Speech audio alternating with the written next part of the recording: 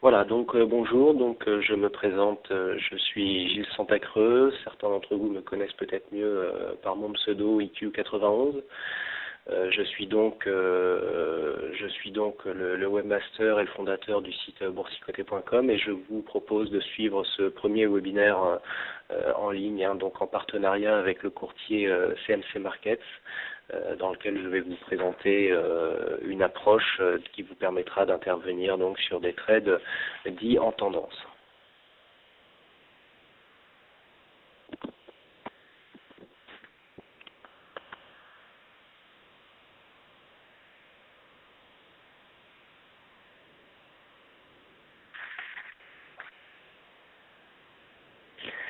Donc je me présente, Gilles Santacreux, donc je suis webmaster et fondateur du site boursicoté.com.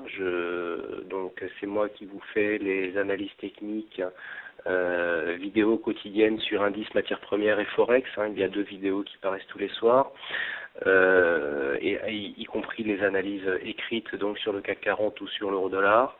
Je fais de la formation en ligne au chartisme et au money management en approche stratégique. Et c'est moi, pour ceux qui le connaissent, qui ai mis au point l'approche stratégique TurboCAC. Certains d'entre vous connaissent certainement cette stratégie. Et donc j'essaye de mettre au point des stratégies via backtest et optimisation principalement sous ProRealTime et MetaTrader 4.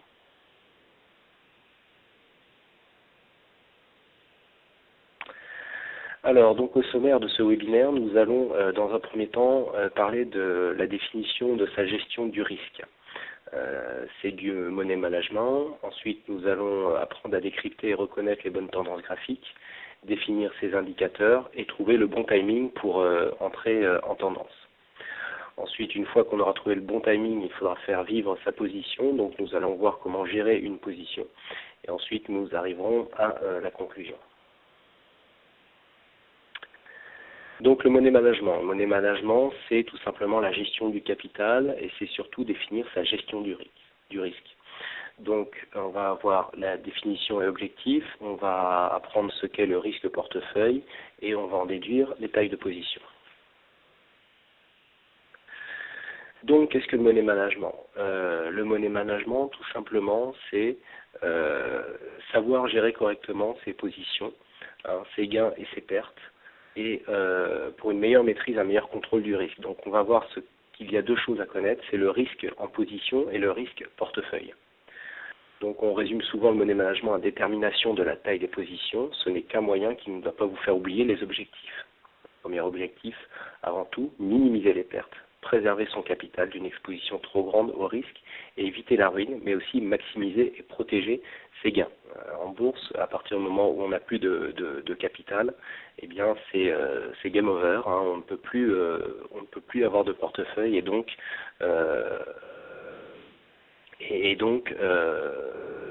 c'est terminé. On est obligé on n'a plus d'épargne et donc il faut absolument essayer de protéger donc ce portefeuille.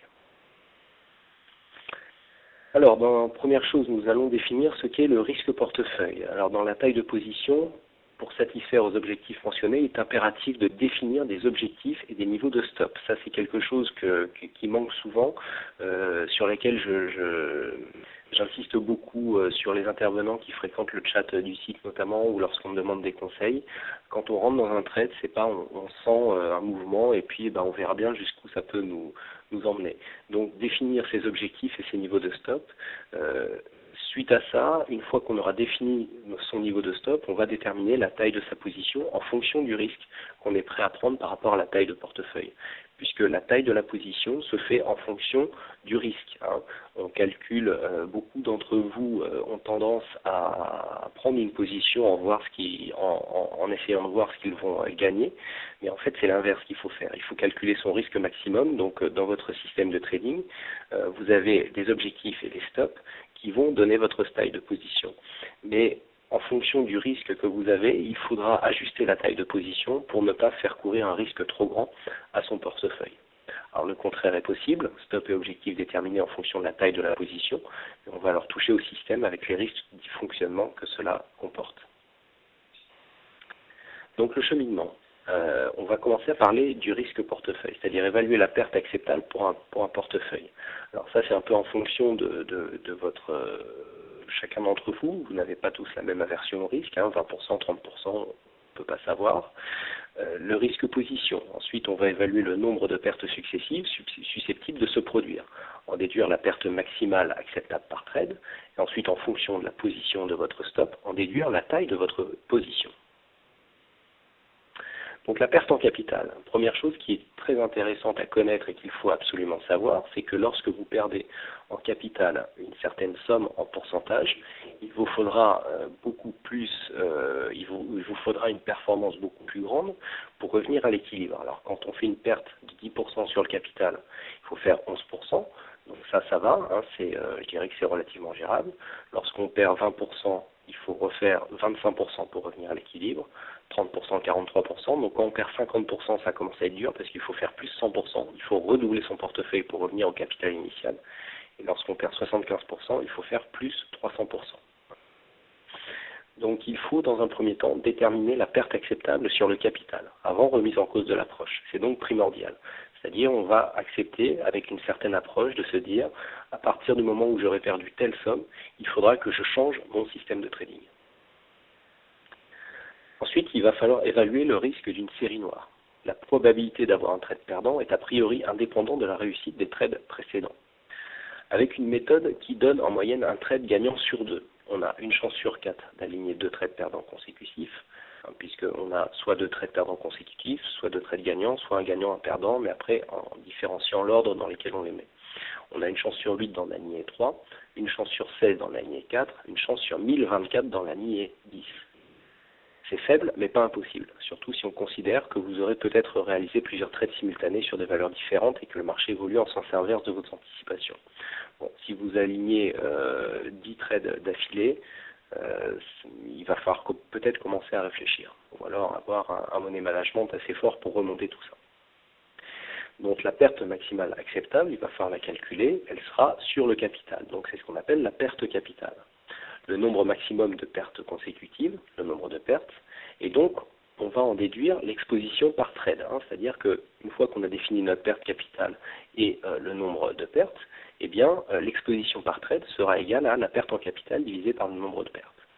Donc si vous acceptez une perte de capital de 20%, que vous estimez un nombre de pertes consécutifs de 10, eh bien l'exposition par trade sera de 20 sur 10, c'est égal à 2% du capital. Sachant que la perte potentielle de chaque trade découle du scénario lui-même en fonction du positionnement du stop. On en déduit alors la taille de la position. Donc la taille de la position, c'est l'exposition par trade divisé par la perte du trade multiplié par 100 si on veut l'exprimer en pourcentage. Alors, bon, je fais une petite pause. Si vous vous sentez un peu perdu, si vous trouvez que je vais trop vite, le support de webinaire sera téléchargeable au format PDF. Donc c'est un support, le même support que j'utilise actuellement, où vous pourrez le télécharger et donc le relire tranquillement chez vous. Donc si vous sentez un peu perdu, ne perdez pas de temps à noter ou à filmer. Je vous enverrai certainement sur le site Boursicoté ou sur le site CMC. Il y aura un endroit où de toute façon on a les adresses email des participants et donc on vous fera un mail pour vous définir l'endroit où sera téléchargeable le PDF. Donc voilà pour ça. Donc à titre d'exemple, donc avec une exposition par trade à 2% du capital et une perte de 10%, la taille de position sera de 20 divisé par 10 fois 100 est égal à 20% du capital. Alors c'est le 20% de la position, bien sûr. Alors l'approche inverse est également possible, donc le stop max, c'est l'exposition divisée par la taille de position fois 100. Alors la taille de la position, en fonction de votre horizon d'investissement, la distance des stops en fonction du capital peut varier. On ne va pas régler un stop avec le même écart sur une position court terme qui va durer quelques minutes que sur une position moyen-long terme qui va durer quelques jours, voire quelques semaines. En règle générale, une exposition globale sur un sous-jacent équivalent au CAC 40 semble correcte à hauteur de 10 000 € par lot standard. Alors là, je m'explique. Un lot standard sur le CAC 40, on parle de lot standard en contrat futur. Donc en contrat futur, un lot standard représente une exposition qui vous expose à 10 euros du point. C'est-à-dire que si le CAC 40 bouge de 10 points en faveur ou en défaveur, la variation du capital, elle, sera de 100 points, c'est-à-dire 10 fois supérieure. C'est le lot minimum pour intervenir sur les contrats futurs. Donc, la règle que je vous expose ici, c'est une règle qui vous aidera à définir votre exposition, à savoir que si votre capital est de 10 000 euros, vous pourrez avoir une exposition qui sera approximativement équivalente à ce que vous donnerait une variation donc de 10 euros du point pour le CAC 40. Donc cette exposition type appliquée à une approche proportionnelle permet de quantifier les volumes de position corrects qui permettent d'avoir une bonne marge de manœuvre pour ne pas avoir à trop serrer ses stops. C'est un défaut que beaucoup d'entre vous ont. Pour limiter leurs pertes, vous serrez vos stops en vous disant au moins je maîtrise ma perte et donc je réduis mes pertes potentielles. Alors que c'est un peu l'inverse des fois qu'il faut savoir faire, c'est-à-dire laisser respirer son trade et donc desserrer ses stops pour, on va le voir ensuite, se trouver des points de sortie qui sont peut-être mieux étudiés. Donc maintenant, on va voir comment on peut reconnaître et définir une tendance. Alors pour décrypter et reconnaître une bonne tendance graphique, nous allons faire un rappel sur ce qu'est la loi de Dow. Ensuite, on va parler du suivi de tendance et enfin on va demander donc la prise de position, à savoir comment prendre position sur une tendance que de reconnaître. Donc la loi de Dow, définition de la tendance. Donc on va partir de la loi de Dow. Alors pour replacer un petit peu le contexte, Charles-Henri Dow est né en 1851. Il fonde le Wall Street Journal avec Edward D. Jones en 1889 et ensemble ils créent le Dow Jones en 1896. Donc ça pour vous dire que c'est quand même pas récent, c'est-à-dire c'est l'indice Dow Jones, c'est le plus vieil indice du monde. Alors a priori on n'entend pas. Est-ce que vous pouvez me confirmer qu'on m'entend bien? Oui, donc on m'entend bien a priori, donc oui, parfait. Donc monsieur Gérard Pierre, a priori vous devez avoir un problème local. Alors, création du Dow Jones en 1896, donc c'est le plus vieil indice du monde. Alors par contre, il est un petit peu obsolète, hein, c'est-à-dire qu'à l'époque, on n'était pas encore dans la finance moderne, et donc c'est un indice, mode de calcul qui ne reflète pas la réalité, puisqu'on ne tient pas compte des valorisations et surtout de la taille des actions. C'est-à-dire en fait c'est juste la valeur faciale de l'action qui va faire varier le Dow Jones, c'est-à-dire que une action qui aura par exemple une valeur de 500 dollars aura plus d'influence sur l'indice qu'une valeur qui cote 4 dollars, alors que par exemple l'entreprise qui cote 4 dollars sera beaucoup plus grosse. Donc ça pose des problèmes au niveau du calcul, hein. C'est des choses qui sont connues, donc c'est pour ça que beaucoup maintenant de professionnels utilisent le S&P 500.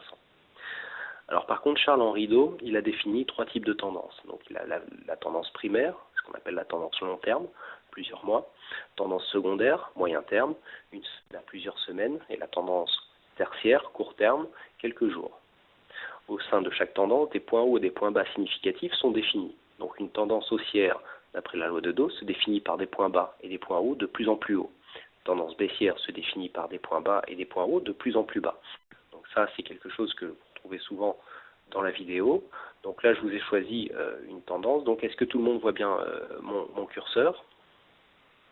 Ah, donc là, on a une tendance haussière. Donc vous voyez ici que nous avons des points bas qui sont toujours de plus en plus hauts et des points hauts, idem, hein, qui sont de plus en plus hauts. Donc voilà, hein, on a identifié ici les points bas et les points hauts, et on voit bien que nous sommes donc dans une tendance haussière. Bon, de toute façon, ça saute un peu aux yeux.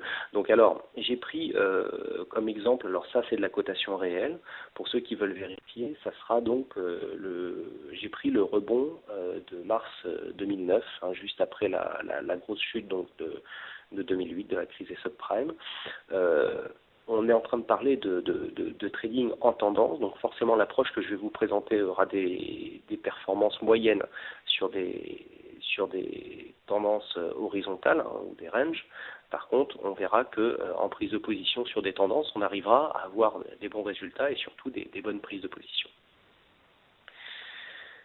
Donc une fois la tendance définie, il y a plusieurs manières de l'appréhender. En fonction de l'horizon d'investissement recherché, il faut adapter sa prise de position sur la tendance correspondante. On ne fait pas du trading en unité de temps 5 minutes si on pense garder sa tendance plusieurs semaines. D'accord ? On adapte l'unité de temps.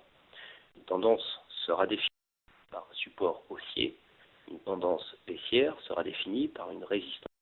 Donc je répète, hein, la tendance haussière est définie par un support haussier, une tendance baissière se définira par une résistance baissière. Une entrée en tendance optimale se fera au contact de l'un de ces deux repères. Donc sur la tendance que vous avez, ici on voit bien que là on est en tendance haussière, donc c'est le support haussier sur lequel nous allons trouver des points de contact, et donc on voit bien que c'est ici sur le support que nous avons les meilleurs points de contact pour rentrer dans la tendance. Alors, une fois la tendance définie, il sera potentiellement plus profitable de prendre position dans le sens de la tendance de fond. La prise de position sera optimale au contact d'un support haussier pour la tendance haussière et d'une résistance baissière pour une tendance baissière. Le potentiel de gain sera toujours supérieur sur une position en tendance. Alors ça, on parle bien de prise de position optimale, on parle surtout de potentiel de gain. On ne parle pas ici de probabilité, de pourcentage de gain gagnant, de trade gagnant. Attention, c'est deux choses différentes. Là, on parle de potentiel de gain. Je vais m'expliquer. Là, nous avons toujours la même tendance, avec les mêmes tracés, donc support ici et résistance. Si on prend le meilleur trade que l'on puisse prendre en sens inverse, donc en rouge, vous voyez qu'on a ici un point de contact sur la résistance haussière, avec une phase de consolidation qui vient rejoindre ici le support. On voit que c'est la phase de consolidation la plus rapide qui nous donne, si la tendance continue, la probabilité de gain, enfin l'espoir de gain la plus forte, hein, puisque plus la consolidation va durer, plus le support va monter, et donc ça va réduire la probabilité de gain maximum. Donc là, on voit que cette amplitude est reportée ici par le trait rouge, et on voit que une tendance ici qui se fera dans le bon sens, eh bien, développera un potentiel de gain nettement supérieur. Tout simplement pourquoi ? Parce que le support, donc on va prendre position à cet endroit-là, et plus le trade va durer, et la résistance, elle, va monter. Donc en termes de potentiel de gain, vous voyez que si on ramène les deux amplitudes ici, en trait rouge ou en trait vert, eh bien nous aurons un potentiel de gain plus important sur du trade en tendance. Donc ici, on va bien sûr parler de prise de position en tendance. Donc une position de trading se doit d'être optimisée en tout point pour espérer des résultats positifs sur le long terme. Les opérations d'achat, entrée ou sortie de position doivent correspondre à des zones de points bas. Les opérations de vente, entrée ou sortie de position doivent correspondre à des zones de points hauts. C'est tout bête, hein, on fait des bons achats quand les prix sont bas et on fait des bonnes ventes quand les prix sont hauts. Ça, je vous dis ça peut paraître évident, mais vous verrez que bien souvent, vous faites l'inverse. Hein. Donc, on achète bas, on vend haut. Donc ici, sur la tendance qui est toujours la même, on a des points d'achat sur ce point de contact, d'accord, qui est le support, et on a des points de vente potentiels sur la résistance. C'est en optimisant chaque paramètre d'une position que la probabilité de gain augmente. Ça, c'est très important. Je veux dire que ce soit dans le trading, on en reparlera un peu plus tard. Le trading, c'est un ensemble d'éléments. C'est-à-dire que vous avez le trade, vous avez les frais, vous avez le courtage, vous avez plein de choses. Il faut vraiment essayer d'optimiser tout ce qui peut intervenir dans votre trading. C'est en réduisant les frais, en optimisant ses points d'entrée, en optimisant ses points de sortie, que sur le long terme, on va améliorer ses résultats. Maintenant, on va définir des indicateurs qui vont nous aider à rentrer en tendance. On va se servir principalement de deux indicateurs. Donc j'ai voulu que ce soit une approche simple pour que tout le monde puisse la comprendre. Vous verrez, il n'y a vraiment rien de compliqué. C'est une ébauche de stratégie.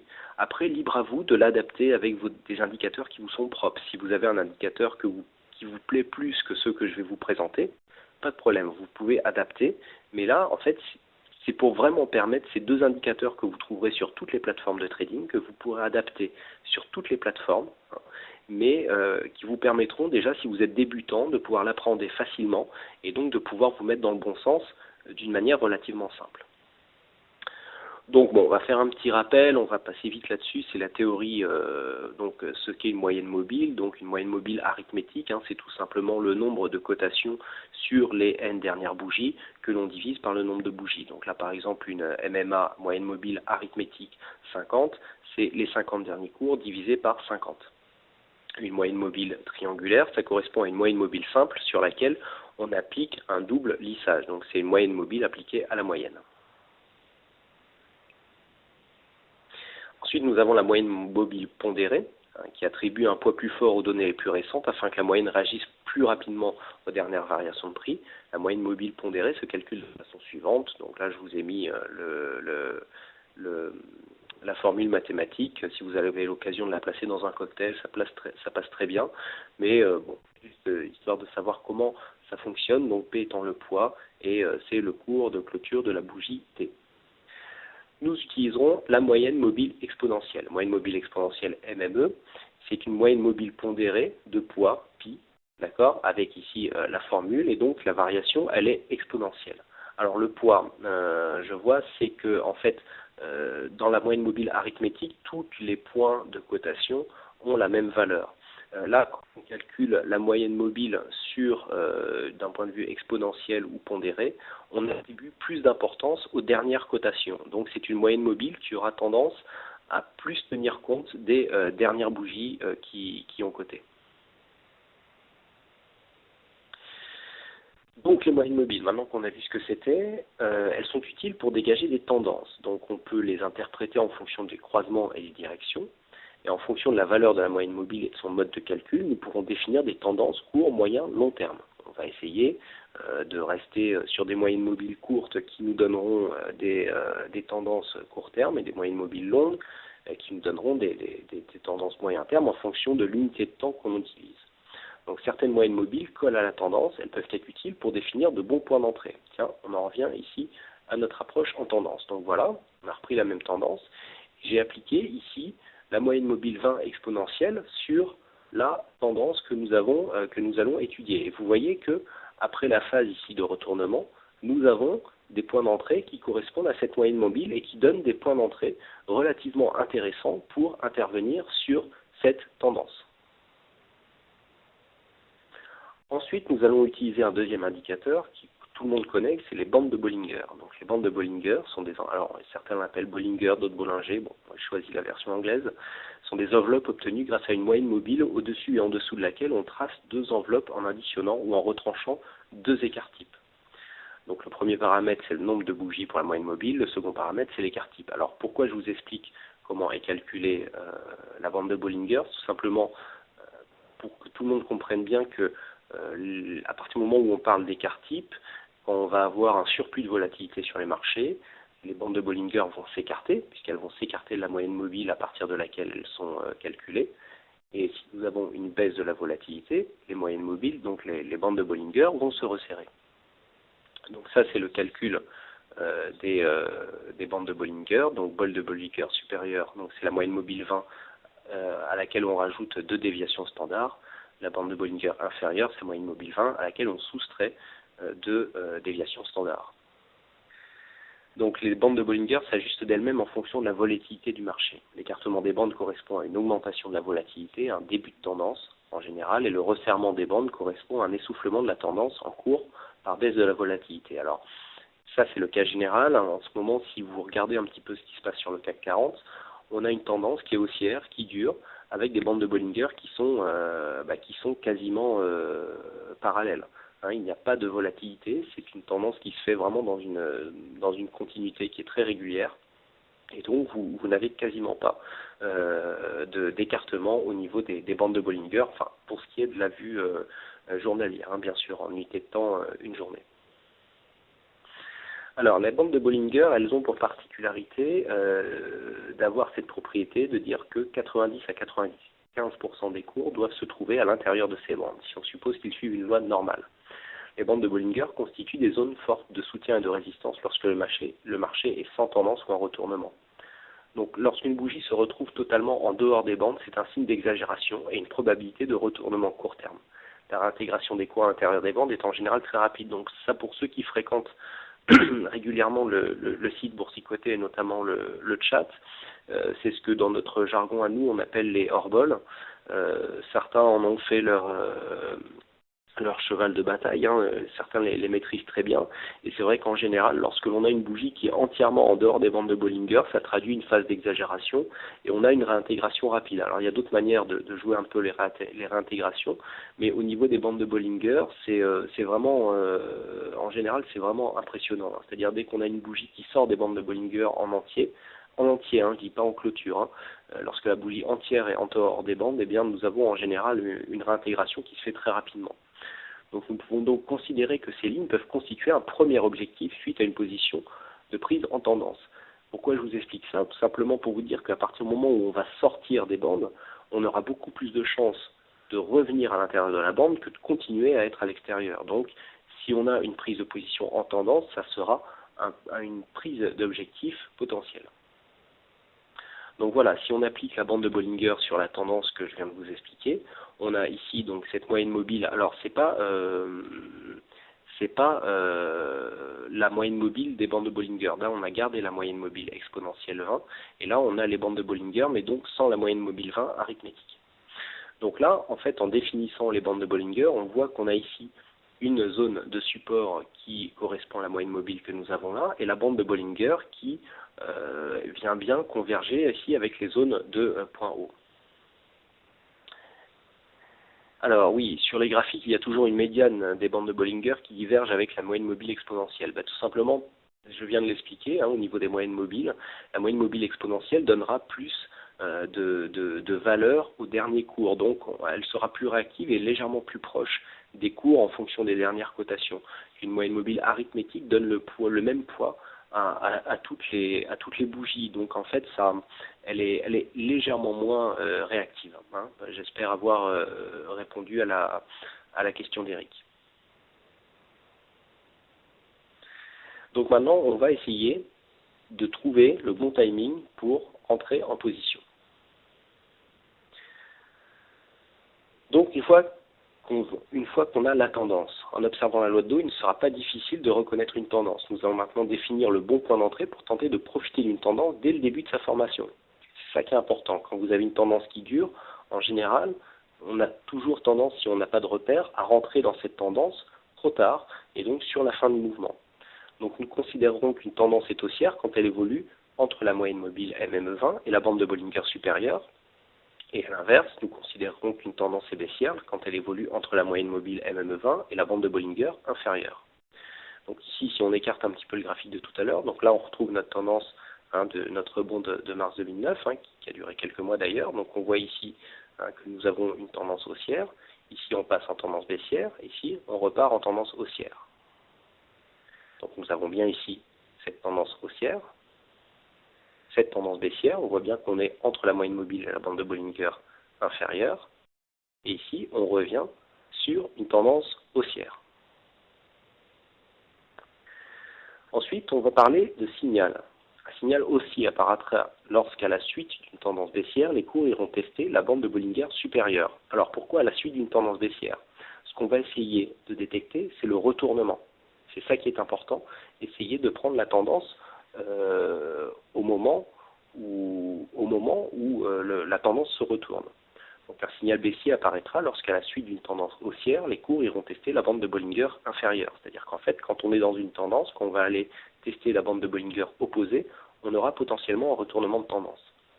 Pour confirmer le signal et éviter les fausses tendances ou les ranges, il conviendra de confirmer le signal par d'autres éléments chartistes. Alors ça peut être des figures, des indicateurs, des divergences, etc.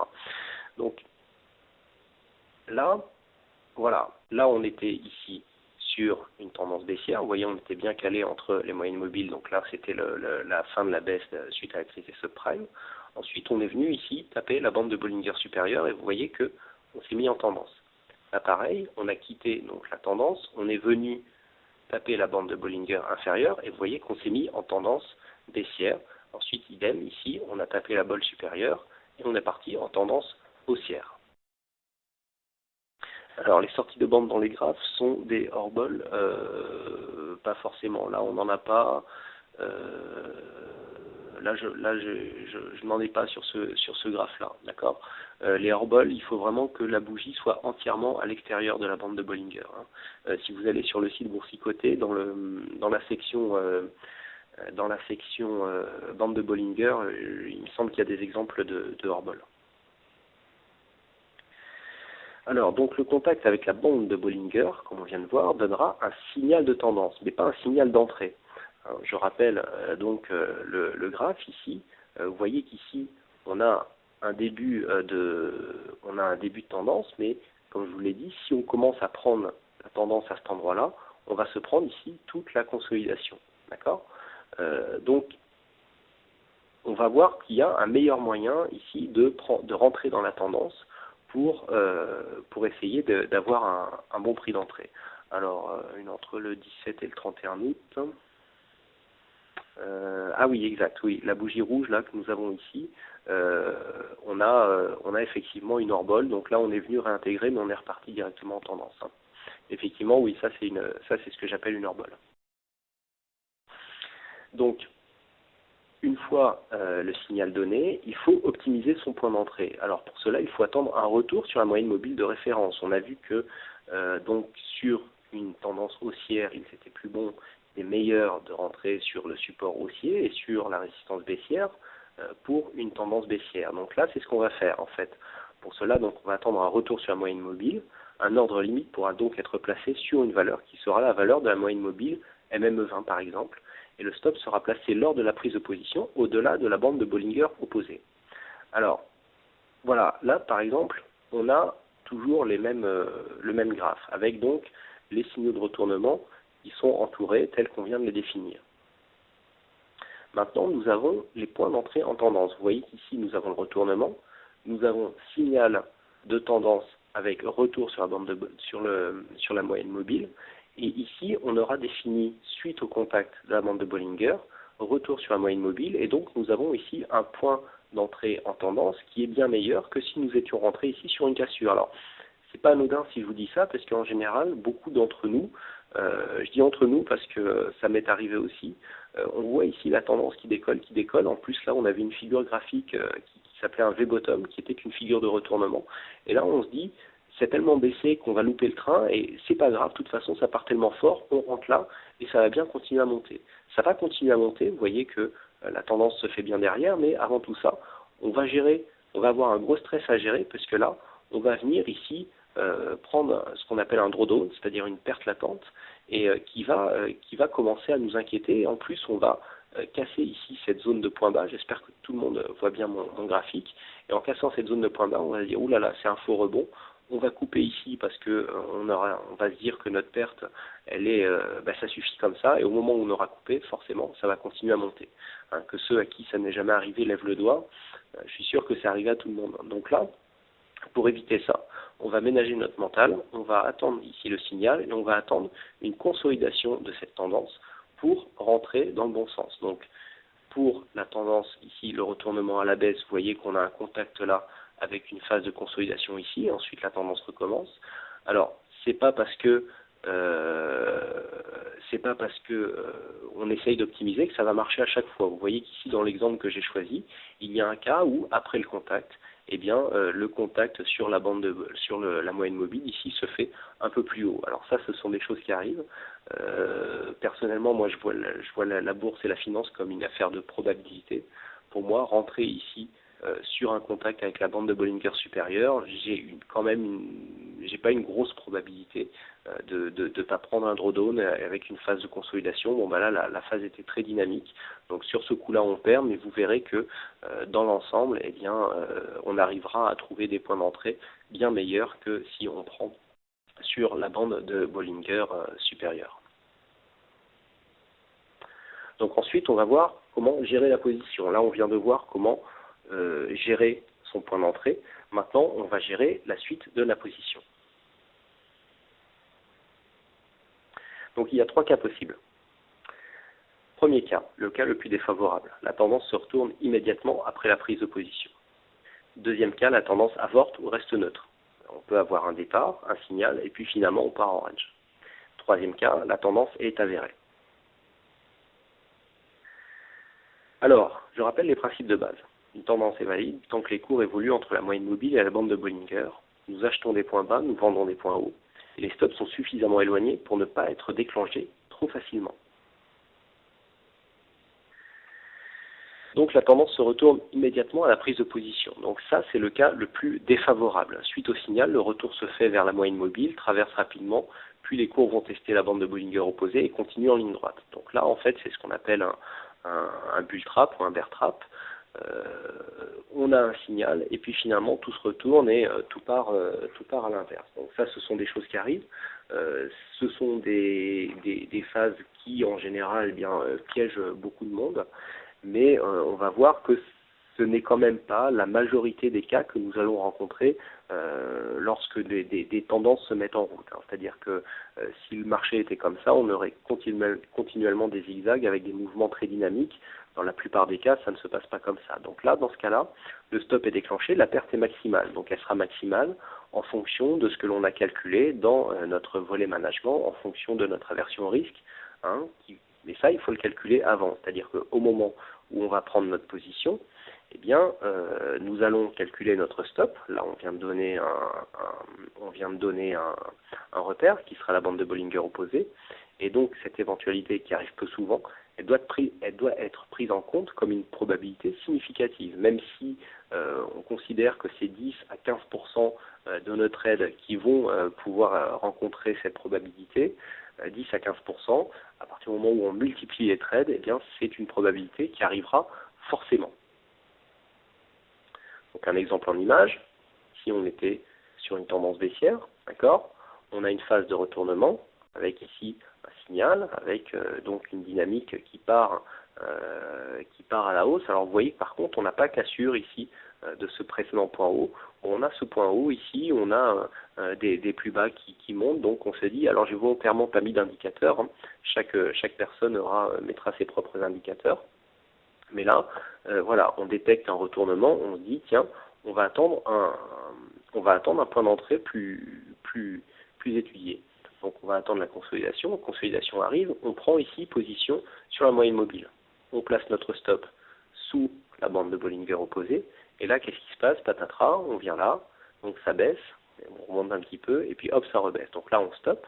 Donc c'est le cas le plus défavorable. Ce genre de cas-là, ça arrivera forcément.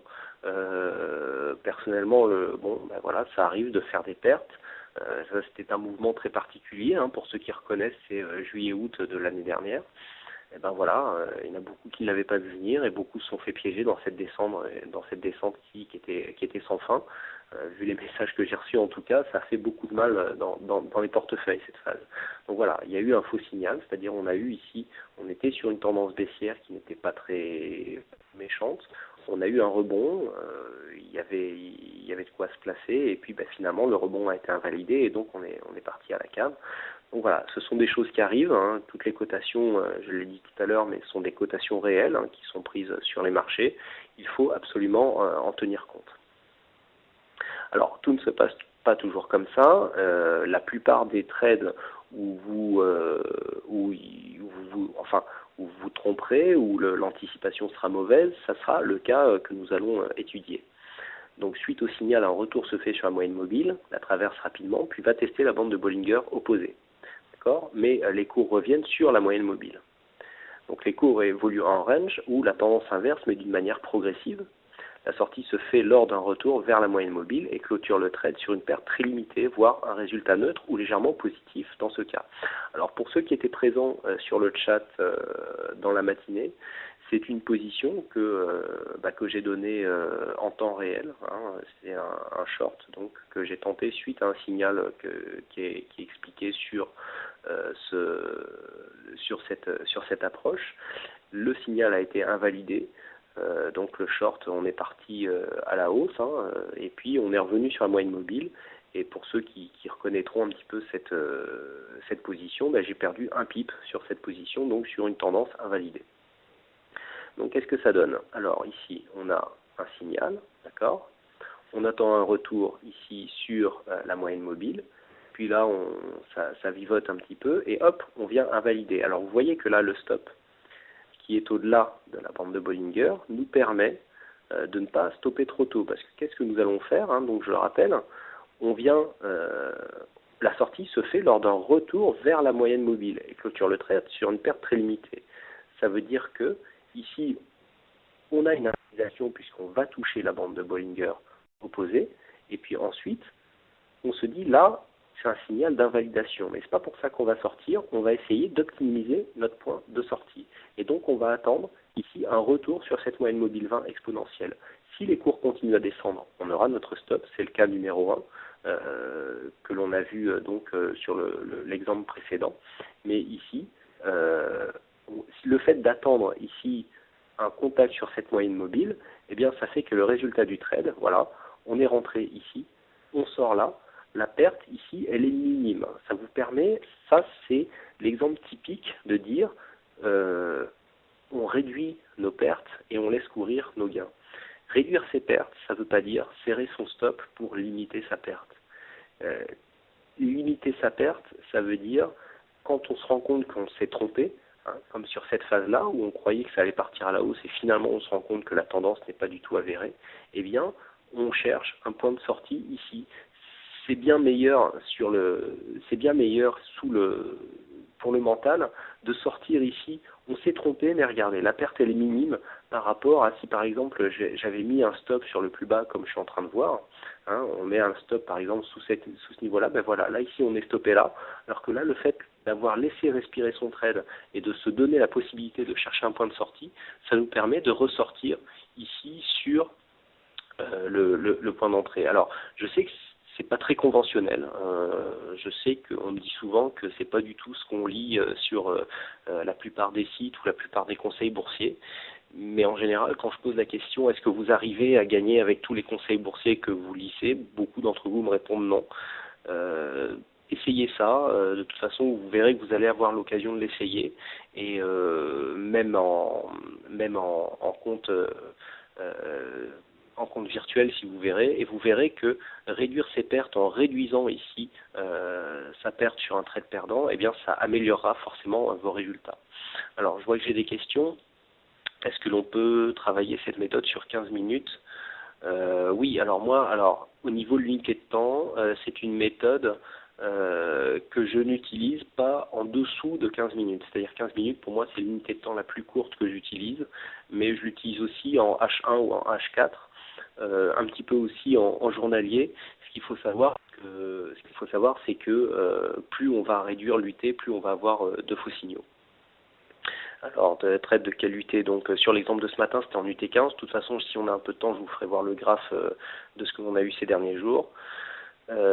Stop sous la moyenne mobile et non le dernier plus bas. Non, ça, le stop sous la moyenne mobile, ça personnellement, je le fais pas. C'est-à-dire là, stopper beaucoup plus tôt ici. On est sûr, le fait de rapprocher son stop, ça ne fait qu'augmenter la probabilité qu'il soit déclenché. Ce que je dis tout le temps, c'est que si on a, le stop, pourquoi je le décale autant? C'est pas parce que je vais mettre mon stop ici que je vais attendre bêtement qu'une fois que mon signal est invalidé, on vienne stopper ici. Vous voyez qu'on vient à un moment stopper, mais encore une fois, si j'avais laissé le stop sans chercher mon point de sortie, j'aurais été stoppé sur un point bas.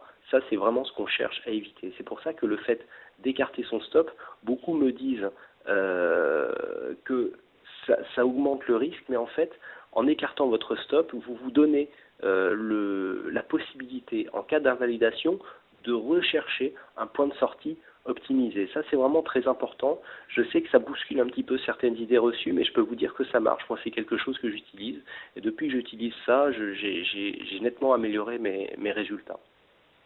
Hein, donc, vous voyez ici, vraiment, là, point d'entrée, point de sortie.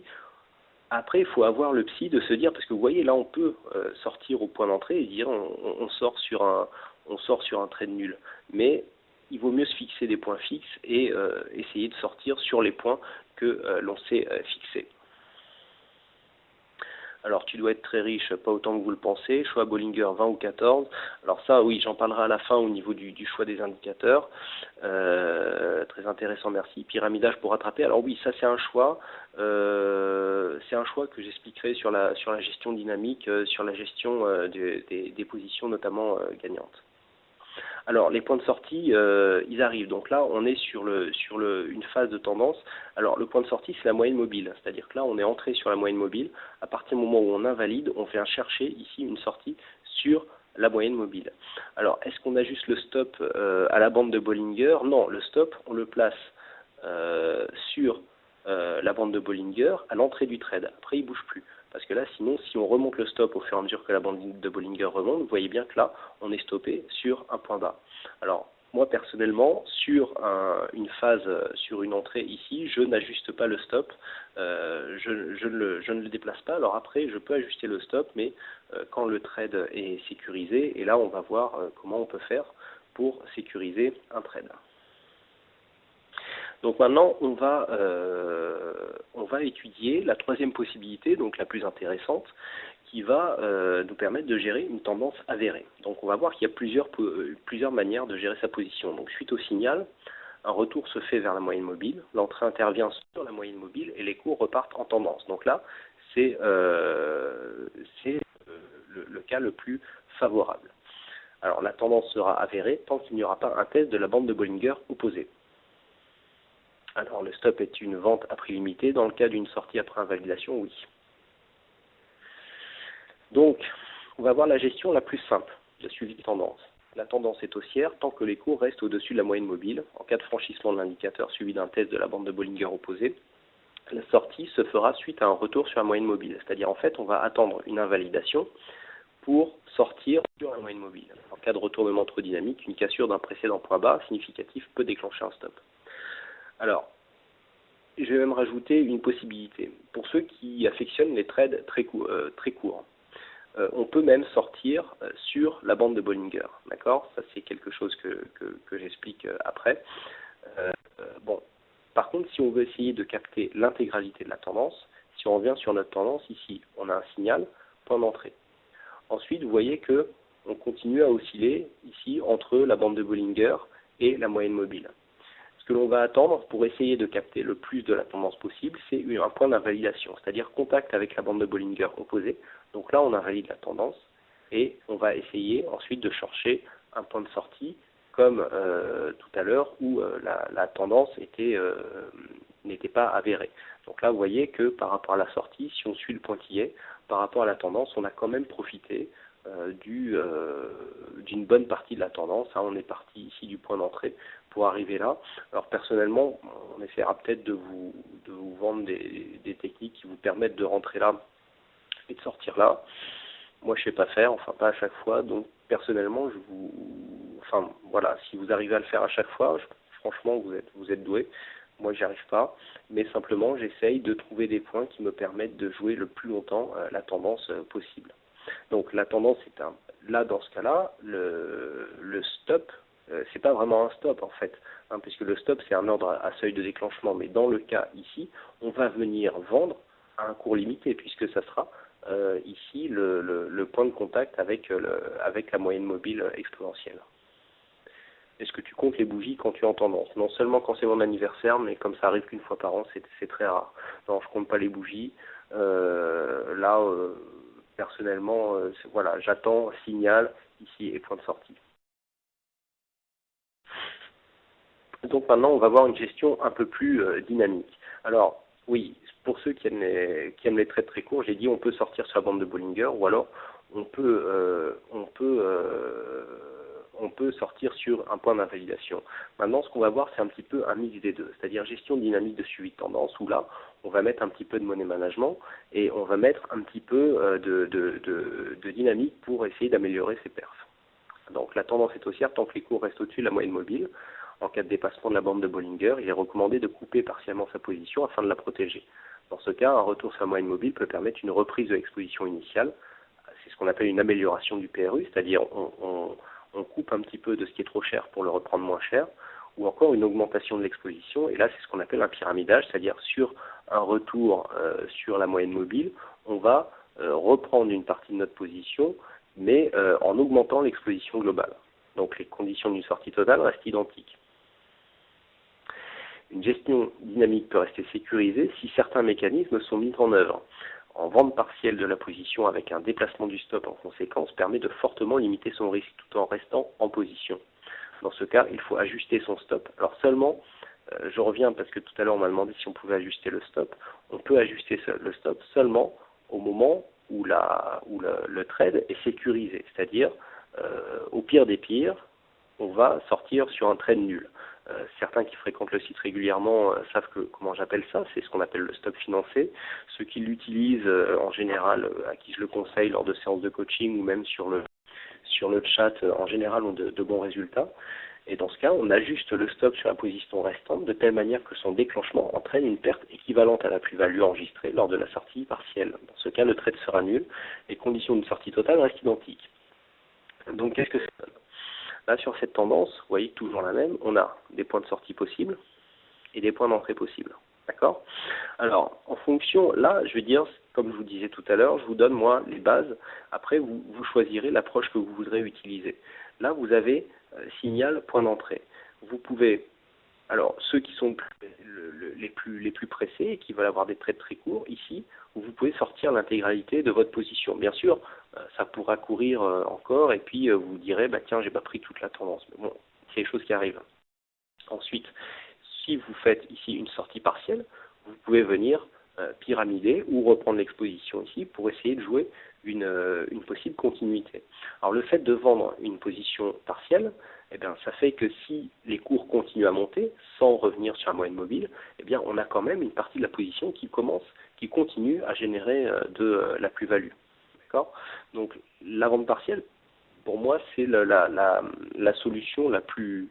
On coupe la poire en deux quelque part, mais on peut être gagnant dans les deux sens, puisque eh bien, ici, on protège la position, à savoir qu'ici, on calcule notre plus-value, donc ici, on va de cette distance-là à distance-là. On bouge le stop qui, à l'origine, donc se situait sous la bande de Bollinger. On calcule l'amplitude qu'il faut. En fait, l'amplitude qui est là, si on vend la moitié de la position, on la reporte en dessous, et donc on fait un stop financier, à savoir que si la moitié de la position redescend sur notre stop, on a un trade nul, mais au moins la position en fait est sécurisée. Donc là, sur cette tendance, nous avons plusieurs points d'entrée et points de sortie possibles sur lesquels ceux qui ont une gestion plus dynamique, ceux qui aiment vraiment le trading, à passer beaucoup d'ordres, etc., vous pourrez vous amuser à améliorer votre PRU, c'est-à-dire vous êtes rentré sur une dizaine de lots, et bien vous en vendez 5 là, vous en rachetez 5 là, vous en revendez 5, vous en rachetez 5, vous en revendez 5, vous en rachetez 5, on n'a pas eu de contact entre les deux, et ensuite vous en vendez 5, vous en rachetez 5, et là on a un point d'invalidation, une sortie. Et même vous voyez que sur le dernier achat, effectivement, on fait une légère perte, mais par rapport à tout ce qu'on a engrangé ici sur cette tendance, eh bien, on a quand même un résultat qui globalement est très satisfaisant. Alors une question, la cassure de ce support zone 3310 avec gamme baissière et concrètement gap comblé qu'à partir de midi constitue-t-il un faux signal ou fallait-il vraiment attendre une cassure? Alors ça, je vais en parler si j'ai le temps à la fin. Je réanalyserai la position qu'on a eue tout à l'heure sur le CAC 40 et que je vous ai commenté sur le chat.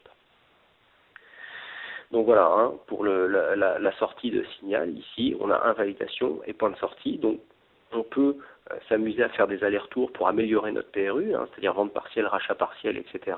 Et quand la tendance ici se retourne, alors la vente partielle, c'est la moitié. Enfin, vous faites comme vous le sentez, c'est un tiers, ça peut être un tiers, ça peut être la moitié. Tout ce qu'il faut quand on fait la première vente partielle, c'est que si vous vendez un tiers de la position, le problème c'est que votre stop, vous allez être obligé de le ramener beaucoup plus proche de votre point d'entrée d'origine pour protéger si vous voulez protéger votre trade, puisque l'amplitude que vous avez là, vous n'allez pouvoir en prendre que la moitié pour la reporter sous votre point d'entrée pour protéger votre position. Donc pour apprendre vraiment à faire du stop financier de la vente partielle, moi au début je vous conseille de commencer par du moitié-moitié. Ensuite après effectivement, si une fois que vous avez l'habitude du mécanisme, vous pouvez adapter en fonction de l'exposition que vous avez et aussi comment vous sentez un petit peu le marché. Alors Dans ce qu'on vient de voir, vous voyez que les points d'entrée et de sortie étudiés et optimisés augmentent énormément les probabilités de réussite. Acheter sur des points bas et vendre sur des points hauts est un principe à ne jamais perdre de vue. Éloigner ses stops peut permettre de mieux gérer une sortie suite à une mauvaise anticipation ou invalidation de scénario. Maîtriser son exposition permet de gérer sereinement ses positions sans céder à la panique en cas de mouvement contraire. D'accord ?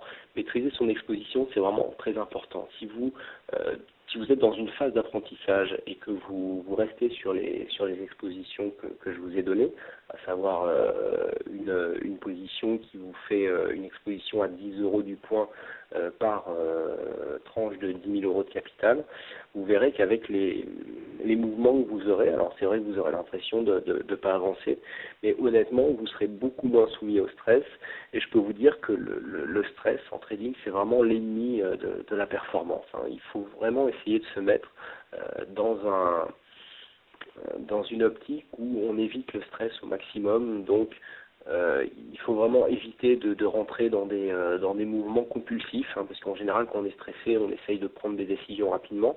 Là, on voit que le fait de ne pas être trop exposé, on se dit, bon ben voilà, il y a une perte qui est en train de se faire, mais je suis pas trop exposé, donc je vais attendre un point de sortie. Non, je parle pas de toi, je parle je parle de tout le monde. Et Bruno, tu n'es pas autant différent que tu crois des autres. Mais beaucoup de gens sont comme ça, je veux dire, quasiment tous ceux qui font, au bout d'un moment, me disent tiens là j'ai fait n'importe quoi, c'est parce que vous êtes trop soumis au stress et vous vous soumettez tous au stress. Alors c'est vrai que on est gagné par des publicités où on a l'impression qu'on peut gagner 2000 euros en 30 minutes. On est novice sur les marchés, on nous met en main une voiture qui correspond à une Ferrari. C'est vrai qu'un levier 400 c'est énorme, les professionnels ne l'utilisent même pas. Bon, il faut faire attention, c'est pas parce qu'on a une Ferrari qu'on est obligé de rouler à 300 tout de suite. Les CFD, c'est un outil qui est très intéressant. Personnellement, c'est quelque chose que je trouve vraiment très intéressant à utiliser, mais ça se manie avec précaution. D'accord ? Donc, essayez de vraiment maîtriser son stress et vous verrez que vos prises de position seront nettement plus réfléchies et que vous arriverez à avoir de bien meilleurs résultats. Et donc, vendre partiellement une position en plus-value permet de se protéger d'un retournement tout en restant dans le marché en cas de continuité du mouvement. C'est-à-dire, quand vous avez une position, que vous en vendez la moitié, si ça continue à monter, et ben c'est pas grave. Vous êtes encore exposé sur le marché. Alors certes, vous allez faire moins de gains que si vous aviez gardé l'intégralité de votre position, mais au moins vous quelque part vous avez protégé, et sur l'ensemble en fait vous verrez que vous protégerez beaucoup mieux vos plus-values, parce que c'est de ça qu'il s'agit bien sûr.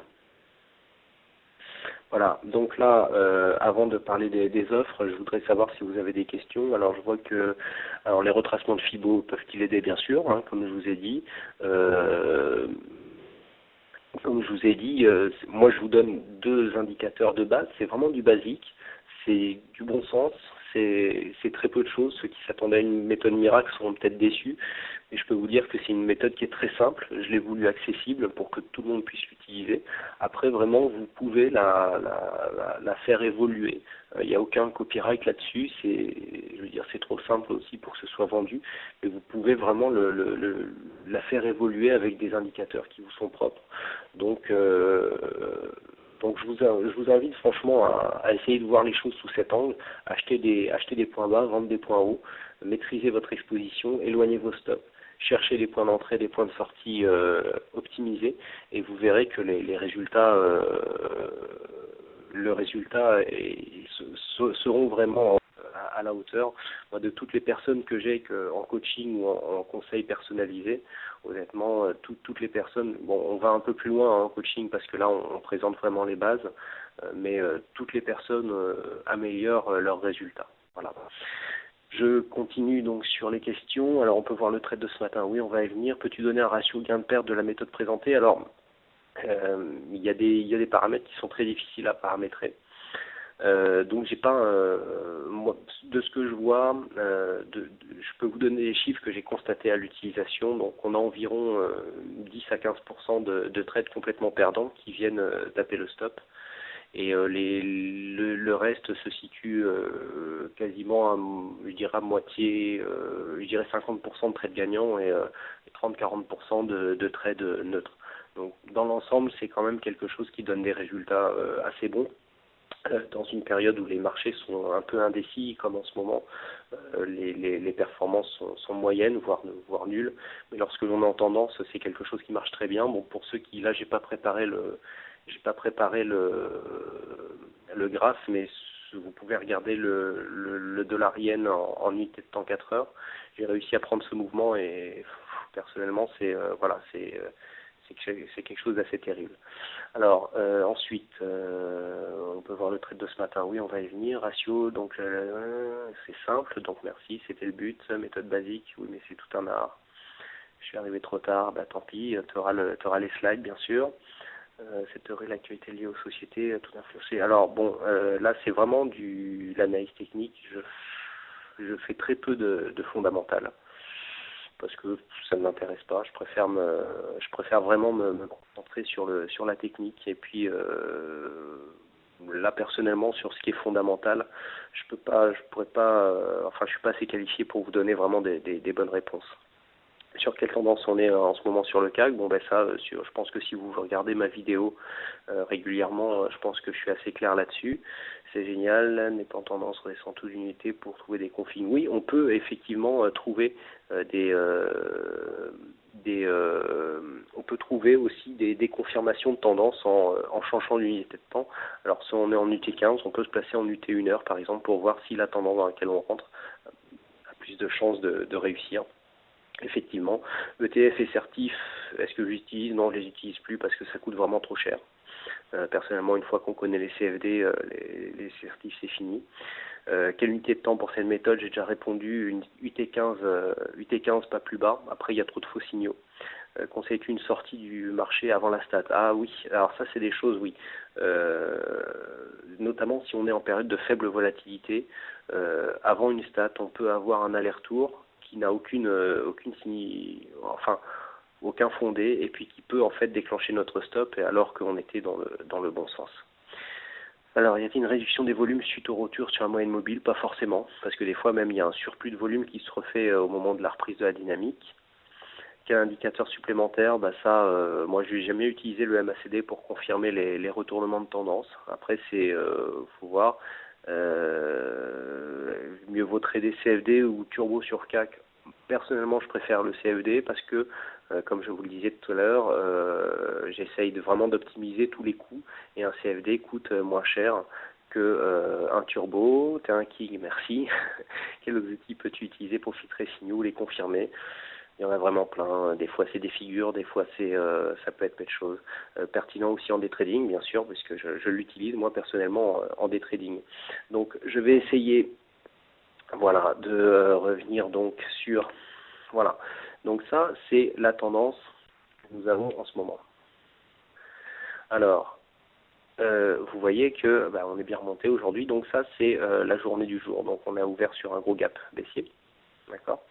Donc là, moi personnellement, j'avais un trade, j'avais un signal short puisqu'on a ouvert donc sur un gap baissier. Si on est revenu, donc là j'ai pas pris là parce qu'on était trop loin. On est revenu ici confirmer le signal. Et puis on est revenu ici, donc ma prise de position a eu là à 3968 hein, pour ceux qui l'ont vu. Donc maintenant vous connaissez, vous savez comment je vois mes chiffres. Hein. Donc là on est en unité de temps 15 minutes. Donc c'est de l'intraday.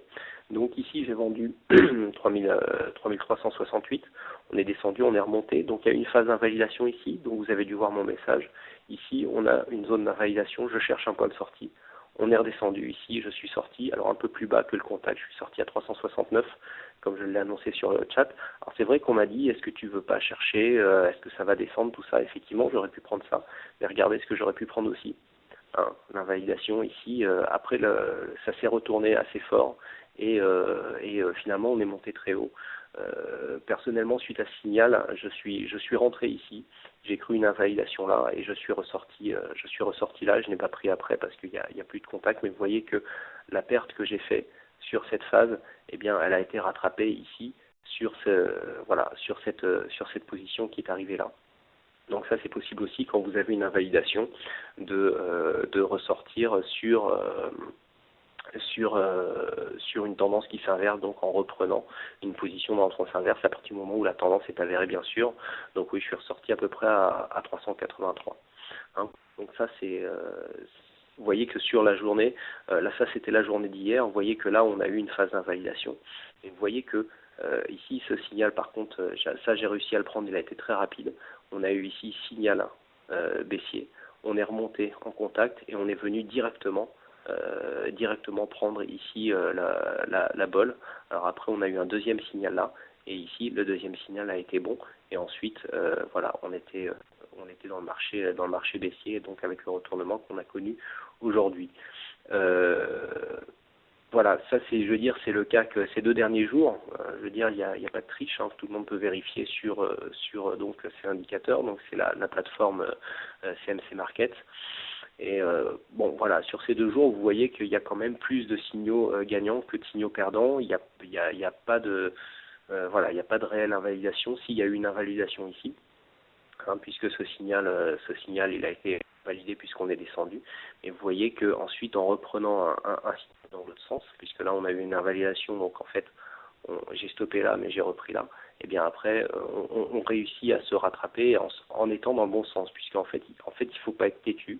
Lorsqu'on a un signal d'invalidation, tout de suite, il faut se remettre dans le sens de la tendance, parce que vous voyez que les tendances, une fois qu'elles s'inscrivent, on a plus de chances, on a plus de probabilité qu'elles continuent plutôt qu'elles s'inversent tout de suite. Hein. Là, c'est-à-dire on a un semblant de signal haussier.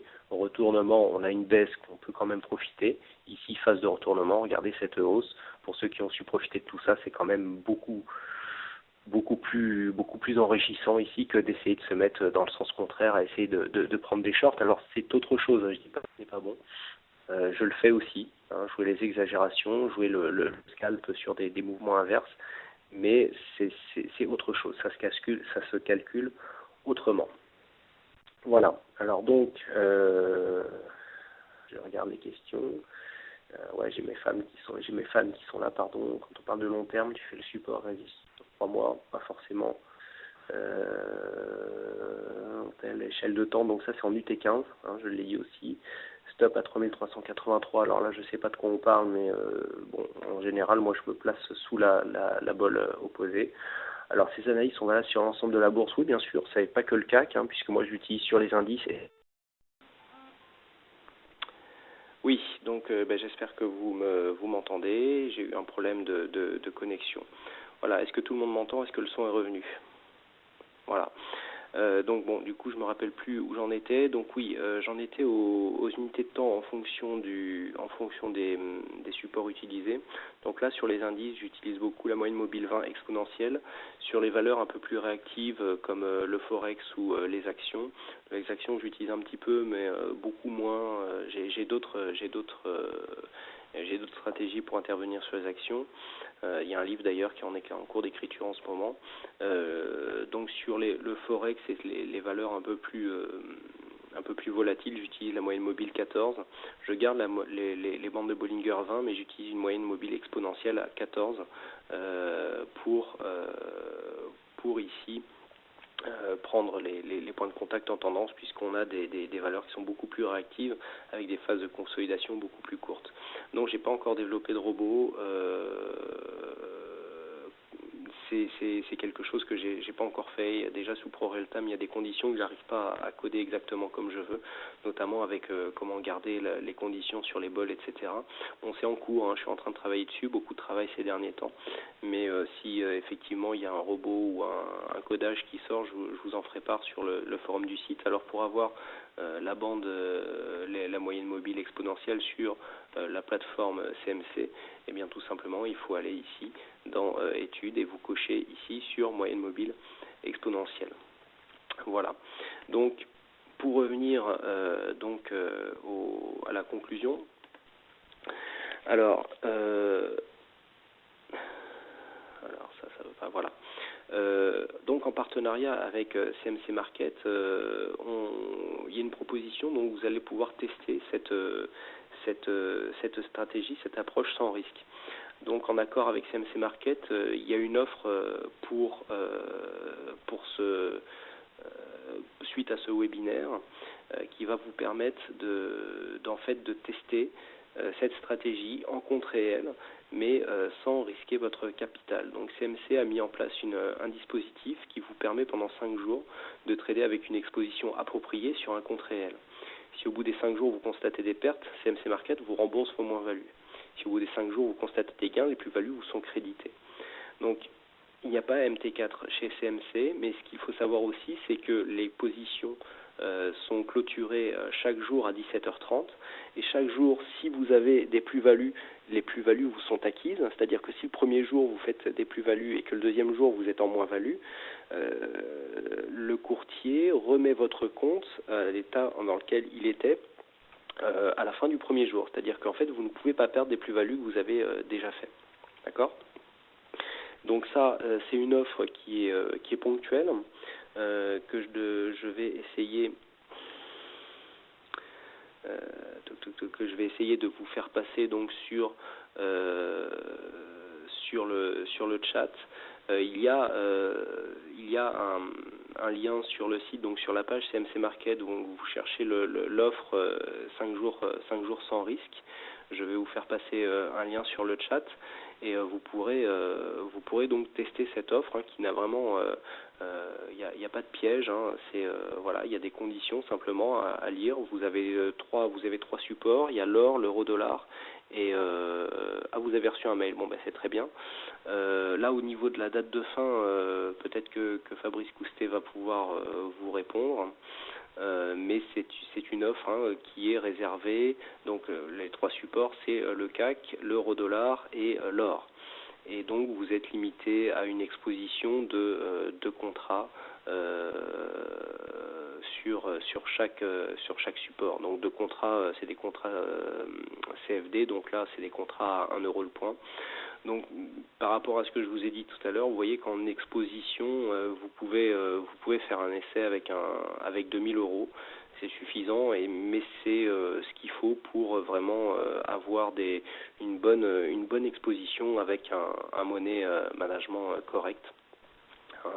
Donc, et puis en plus de ça, donc pour les ouvertures de compte liées à ce webinaire, nous sommes en train de mettre en place donc le site boursicoté et donc le CMC Market, un système de coaching où donc on vous proposera des conseils personnalisés pour éviter que vous alliez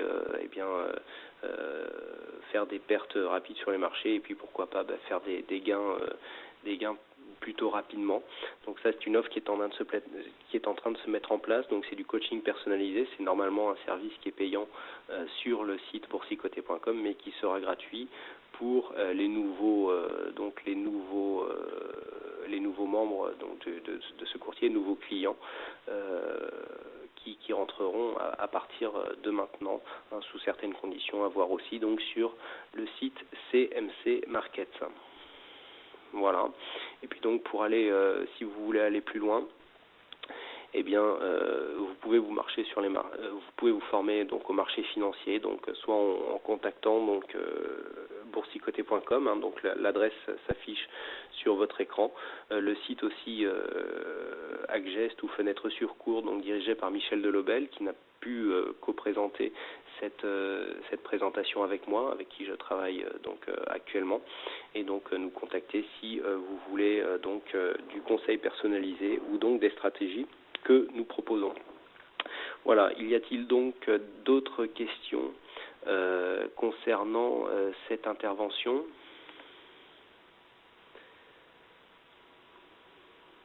Je vois qu'il y en a qui ont l'habitude ici de regarder mes analyses. Alors je suis en train de chercher le lien pour vous faire profiter donc de l'offre trading sans risque, sans perte.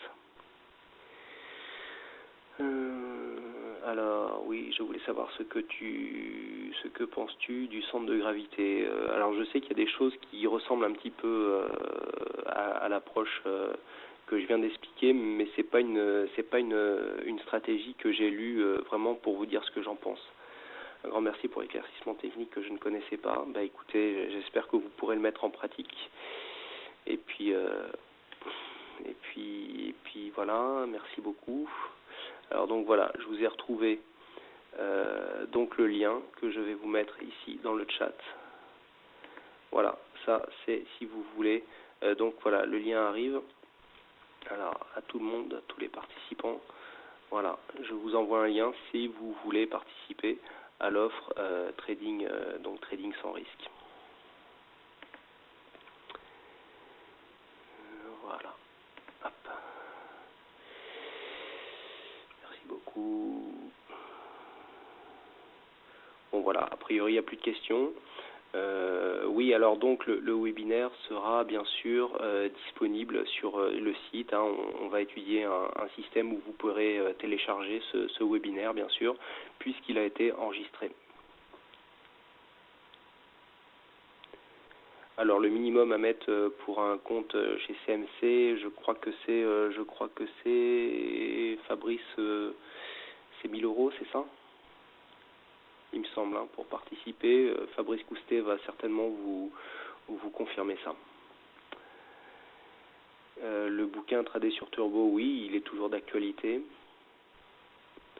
On a eu, oui voilà, Fabrice Coustet confirme 1000 € pour un, pas de problème pour la fiscalité belge. Là, je pense que c'est une question pour Fabrice. Alors, pour faire les achats, de quel montant vous jouez, je calcule mes positions en fonction de mon capital. Alors, si vous attendez à ce que je vous donne le capital que j'utilise, ça c'est quelque chose que je ne communique pas. Mais j'utilise quasiment le même money management que ce que je viens de vous expliquer.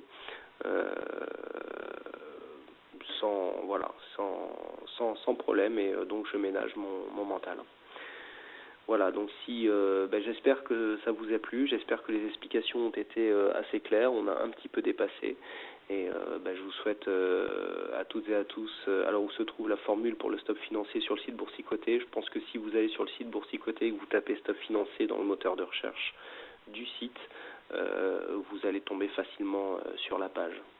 Voilà, donc je vous souhaite à toutes et à tous une bonne soirée, bonne chance dans votre aide, comme je dis dans les vidéos, et donc à bientôt donc soit pour du coaching ou donc pour de prochaines analyses. Merci à vous tous.